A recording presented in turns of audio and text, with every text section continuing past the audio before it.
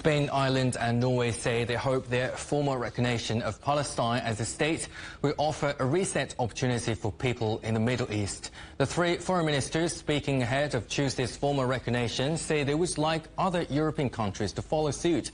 European Union foreign ministers are meeting in Brussels, aimed at reaching broad agreement on an EU broad border mission at Rafah. And our correspondent Will Denslow is in Brussels. So, Will, Ireland, Spain and Norway are saying that the formal recognition of Palestine will be a historic day as Israel continues to push forward.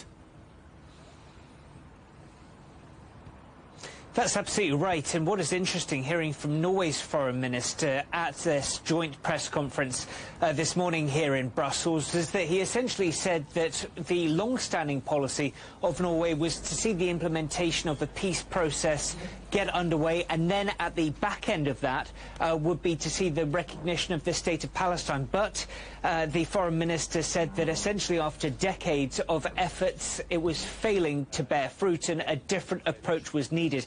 That is why you're seeing the likes of Norway as well as Spain and Ireland take this step that they describe as historic to recognise the state of Palestine. They hope that by doing this will help put in place some kind of framework towards achieving a two-state solution, so they say will bring peace and security to not only Palestinians but Israelis as well. It's important to note that there has been a fierce reaction to this by government officials in Israel, saying that by taking this step, those three countries are effectively providing support or at least a big win for Hamas, a terrorist organisation, as far as Israel sees things. Now, I've spoken to a Norwegian official asking him about that reaction from Israel. He says that that's flatly false, and in fact, Norway very much supports the Palestinian Authority, does not support terrorist groups in Palestinian territories, and very much hopes that by putting some members of the EU and Norway as well on a path to recognising Palestinian statehood, they hope that this can galvanise some kind of peace process and eventually see some success and some peace and stability on the ground in the future. And Will, the EU is also looking at the next steps after recognition, with the Arab Contact Group attending the foreign ministers' meeting to give their vision.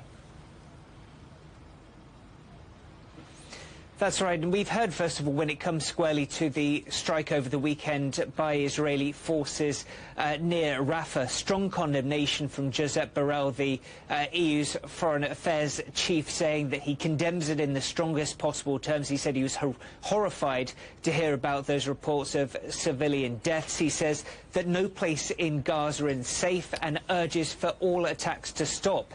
We've heard from Josep Borrell as well as several EU foreign ministers, including the representative for Germany, stating that what we've seen, especially in the wake of the ICJ, the International Court of Justice ruling, ordering Israel to stop its offensive in Rafah, is that order must be fully implemented, be it from Israel or be it Hamas. Reports they've also been firing rockets over the weekend into Israeli territory. So a strong message there from EU officials calling on all sides to adhere to that ruling by the UN top court. Also, the hope is this meeting alongside Arab counterparts is that more can be done when it comes to getting back on track, more momentum for a peace process, and also the role that the EU can do when it comes to controlling the border crossing into Rafah, and whether the EU can play an active role in helping getting desperately needed humanitarian assistance into southern Gaza.